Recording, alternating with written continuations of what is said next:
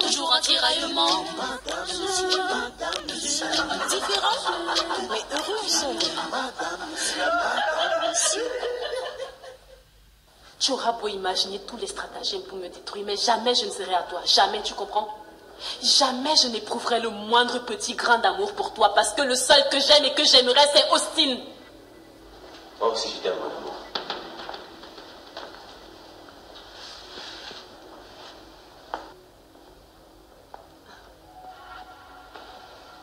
Va chercher tes affaires, on rentre chez nous.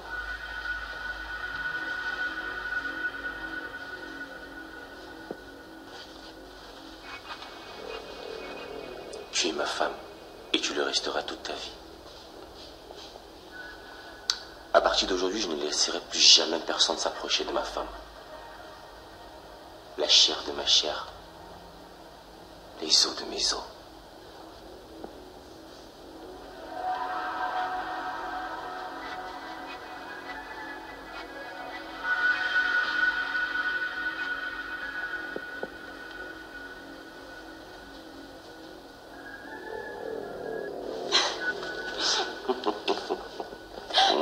Merci mon amour. De rien. Merci d'être venu. Allez, va chercher tes affaires et on rentre chez nous. Kim, si tu retournes avec ce monsieur, tu me laisses mon fils. Ce n'est pas ton enfant, imbécile. Je vois que tu deviens complètement fou, Austin. Le test d'ADN est bien clair. Je suis le géniteur de l'enfant. Allez, va faire tes affaires, on rentre chez nous.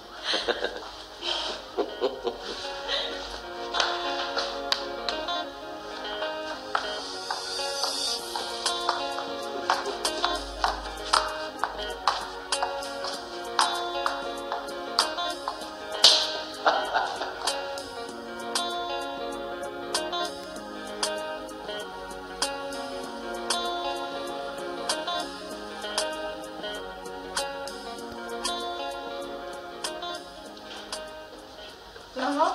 Oui, chérie. Bon, moi j'y vais déjà. Hein. C'est déjà l'heure des entraînements? Oui, oui. D'accord, ok. Bisous, mon cœur. Il faut être concentré, hein? T'inquiète pas, c'est quand même moi.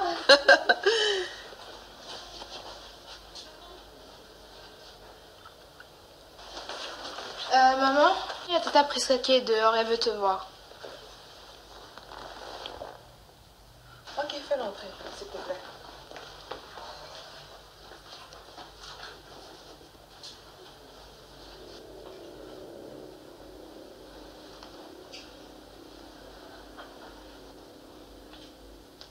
Que me veux-tu encore, Prisca? Madame, je sais que ce que j'ai fait est inexcusable. Mais malgré le fait que vous nous ayez chassés d'ici, j'ai quand même tenu à venir afin de vous demander pardon. Ok, tu es excusée. Maintenant, tu peux partir. Madame, s'il vous plaît, avant de partir, je tenais à vous raconter ce qui s'est passé et ce que j'ai vécu. Tonton Ekwala a promis de m'amener en France et il a pris mon acte de naissance afin de faire mon passeport. J'étais moi aussi enthousiaste à l'idée d'aller à Paris. Voilà pourquoi j'ai cédé à ses avances. Quand vous nous avez chassés d'ici, il m'a amené à l'hôtel. Il a encore couché avec moi. Après, il m'a abandonné là-bas sans avoir payé ma note d'hôtel. Après ça, j'ai été conduite au commissariat. Et le commissaire s'est appuyé sur ma naïveté et il m'a laissé partir. Mais actuellement, mon acte de naissance est toujours à lui. Je ne sais pas comment faire pour le joindre. Je ne connais pas sa maison. Prisca, je suis censée avoir pitié de toi. Tu es responsable de tout ce qui t'arrive aujourd'hui. Parce que tu as les longs yeux. Je suis allée te chercher au village. Je t'ai ramené chez moi. Je t'ai logé. Je t'ai nourri. Je t'ai habillé. J'ai pris soin de toi comme un membre de ma famille. Mais est-ce que toi, tu as eu pitié de moi? Hein? Ça ne t'a pas empêché de coucher avec mon copain dans ma propre maison. Prisca, Tu sais quoi? Je te pardonne. Mais je ne veux plus jamais te revoir. Sors d'ici. Je n'en espérais pas mieux. Merci, madame.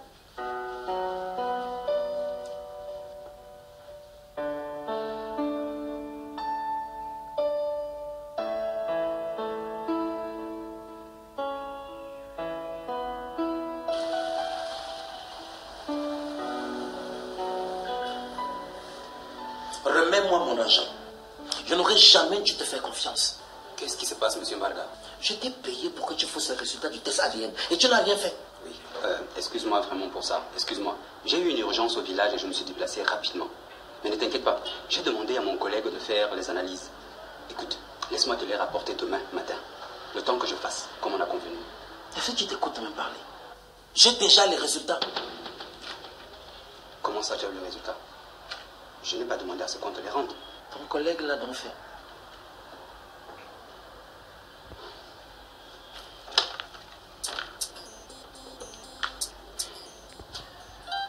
Jonas, viens là.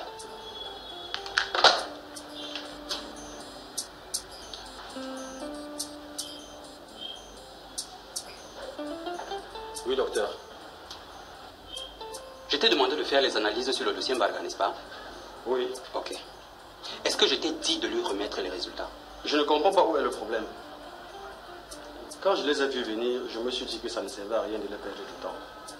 Et le résultat était prêt, je leur ai donné. Et tu ne comprends pas où est le problème? C'est moi qui l'ai prélevé, c'est à moi de lui rendre les résultats. Mais pourquoi absolument vous? Où est la différence? Tu fais exprès? Je suis le chef de ce laboratoire. Quand je te donne une instruction, tu la respectes. Point final. D'accord, docteur. Je m'excuse, même comme je ne sais pas où j'ai fait l'erreur. L'idiot s'excuse. L'idiot s'excuse. Tu sais que je peux te faire fesser pendant 6 heures de temps? Monsieur, il faudrait au moins qu'on m'explique les raisons pour lesquelles je me laisse fesser. Et toi? La prochaine fois que tu ne respectes pas le protocole que je te donne, je te vire de ce laboratoire. Est-ce que ça, c'est au moins clair? D'accord, docteur. Sors d'ici.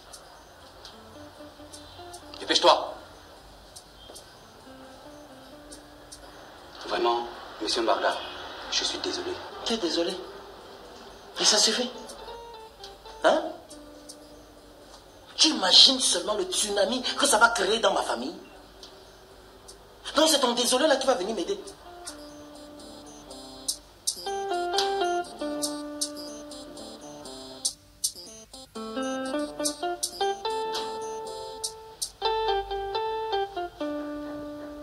Je dis, hein, toi là. Tu vois la famille de pervers à laquelle tu nous as attachés? Je suis surpris que M. Mbarga ait commis un tel acte. Mais une chose est sûre, ma femme est de bonne moralité. Pour l'instant. Parce qu'en réalité, les mangués ne peuvent produire que les mangues, et non les avocats. J'ai tout fait pour que tu ne rentres pas dans cette famille. Mais tu t'es entêté. Papa, tu as tort de t'exprimer ainsi.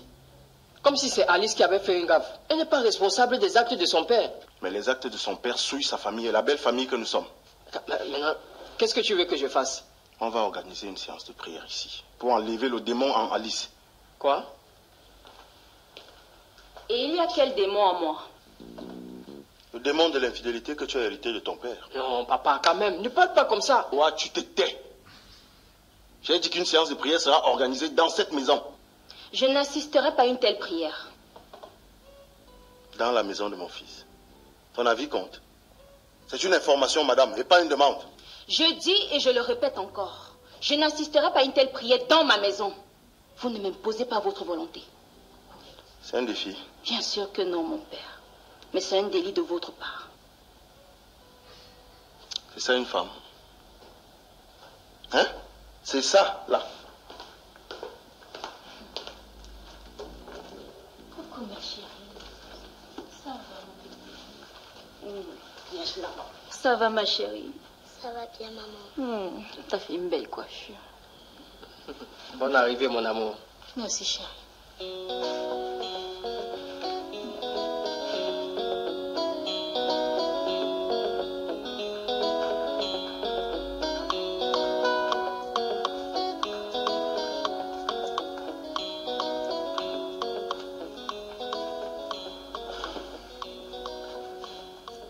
Maman, depuis ce matin, je ne vois pas Miranda. Elle est passée où? Depuis quand sa présence t'intéresse dans cette maison? C'est pas que ça m'intéresse, je demande juste pour savoir. Elle est repartie au village. Comment ça, elle est repartie au village? Ça me dit. Elle allait te dire en tant que qui? J'espère qu'elle n'a pas avorté de mon enfant. Hein. Si tu voulais de cet enfant, tu devais la garder chez toi. Mais j'ai dit que j'allais lui louer une maison, non? Tu crois que c'est tout le monde qu'on achète? Sache donc qu'elle a pris ça pour une insulte et elle est rentrée au village. Je ne pouvais plus la retenir, elle a trop supporté. Et mon enfant dans son ventre? Tu voulais qu'elle avorte, non? Sans toi soulager. Oh, j'ai changé d'avis après, non? C'est quoi cette malédiction-là? Je voulais cet enfant de toutes mes forces. On dirait que quand je suis prêt à avoir une petite lueur de bonheur comme ça, là, tout se gâte à la dernière minute. Donc tu voyais déjà une lueur de bonheur entre vous deux, hein? Mais bien sûr. Cet enfant représentait beaucoup pour moi. Et j'étais déjà heureux à l'idée de savoir que j'allais être de nouveau papa. Qu'est-ce que Miranda peut me faire comme ça?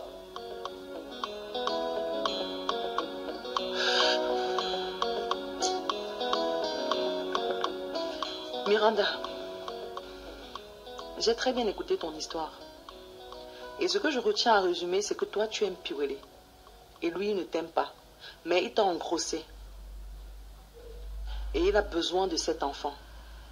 Connaissant très bien Piwele, je peux me permettre de te dire que il peut t'aimer. Parce qu'il adore les enfants. Et il souhaite les avoir en grand nombre. Mais le problème, c'est que tu n'es pas assez sophistiquée et intelligente à son goût. Je m'engage à t'aider. Et c'est pour ça que tu vas passer une semaine ici avec moi. Mais je ne veux pas que tu en parles avec Piwele. Il ne doit pas savoir où tu es.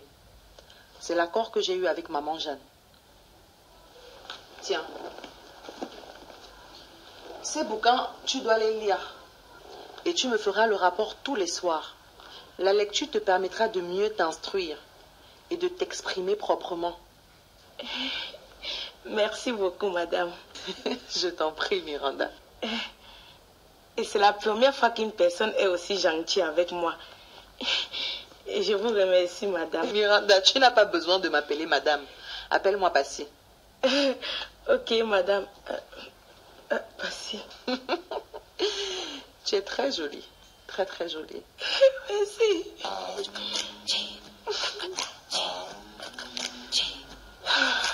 Et qui? Tu fais quoi? Je veux tout voir avec l'enfant. Tu es devenu bipolaire. Tu as traité l'enfant de pluie ici comme un torchon. Elle est rentrée au village. Tu pleures quoi maintenant? Assume. Un autre gars va la récupérer et éduquer ton enfant à ta place. On dit souvent que quelqu'un laisse, quelqu'un prend. Torchon peut devenir serviette. Tu vas regretter. Attends.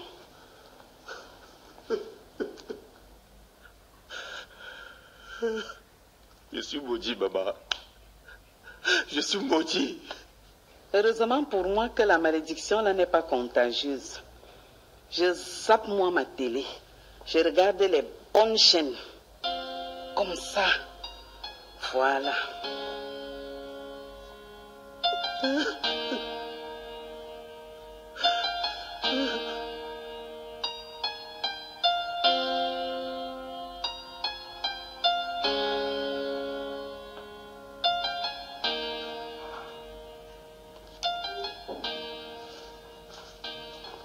C'est bon. L'argent est petit.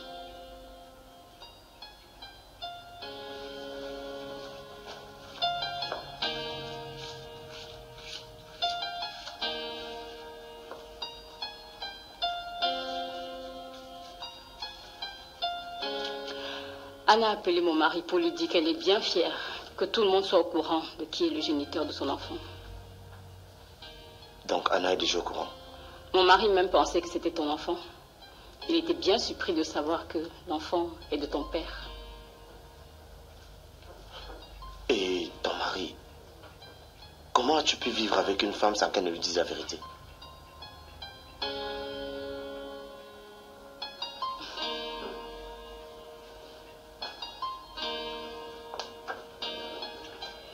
Tu sais, ton père avait arrangé le mariage entre Anna et mon mari. pour que Anna ne perturbe plus ton ménage avec Sophie. C'était un moyen de sauver ton mariage avec Sophie.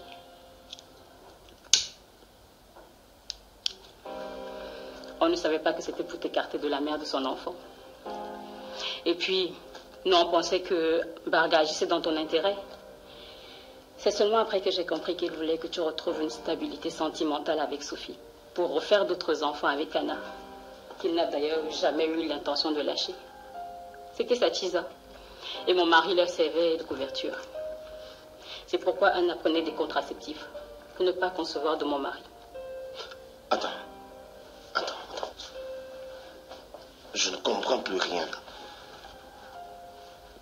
Comment as-tu su cela? Un jour, Anna a oublié son téléphone dans la voiture de mon mari. Je suis simplement entrée dans sa messagerie WhatsApp et j'ai fait des captures de conversation entre Barga et Anna. Je connaissais des choses que même mon mari ne connaissait pas. Mais bon,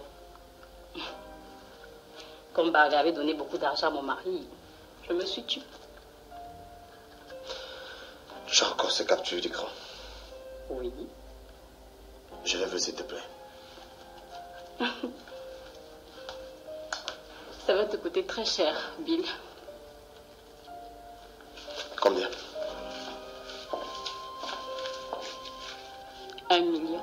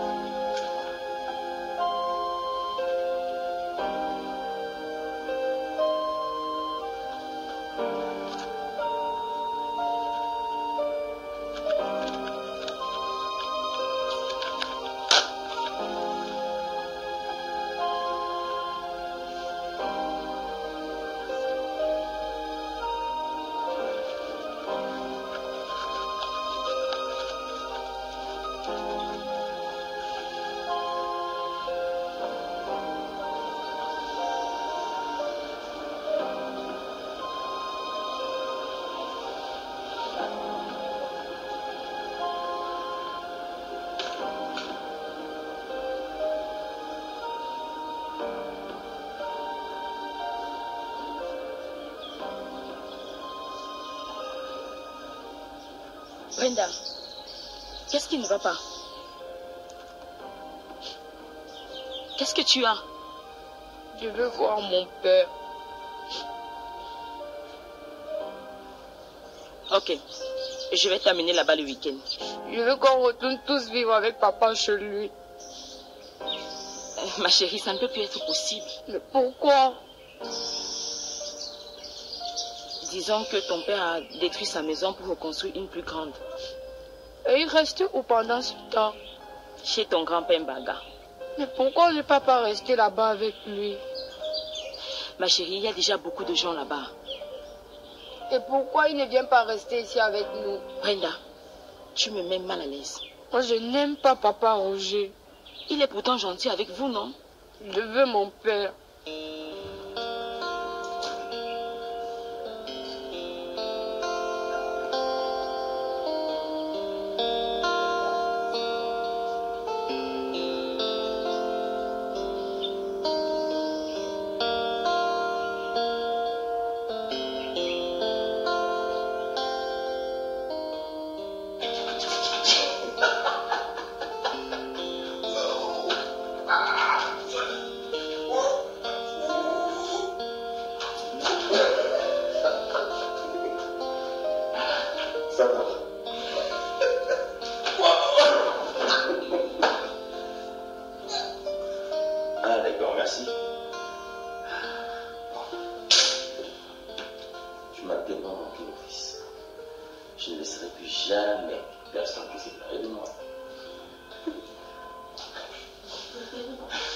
Comment vont les 12 hommes de ma vie?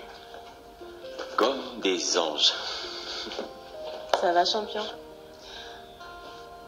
Merci de m'avoir pardonné, mon cœur. Ce n'est pas facile, chérie. Mais je t'aime tellement. J'ai été aussi beaucoup remonté par Passy, qui a une culture et une vision très élevée de la vie. Elle mène un combat qui sera utile à beaucoup d'Africains qui ne mettent pas l'amour au centre de leur relation. Je t'ai fait revenir parce que je t'aime et je sais que tu m'aimes aussi. Je t'aime et je n'ai jamais aimé un autre homme que toi. Oh. Malgré ce malheureux incident. Ne t'inquiète pas, chérie. Tant que tu me traites et me considères comme le père de cet enfant, et que tu ne t'approches plus jamais de Paul, nous allons mener une vie de couple harmonieuse. Parce que la base de notre relation, c'est l'amour. Et mon amour pour toi restera toujours inchangé. Il est vrai et sincère.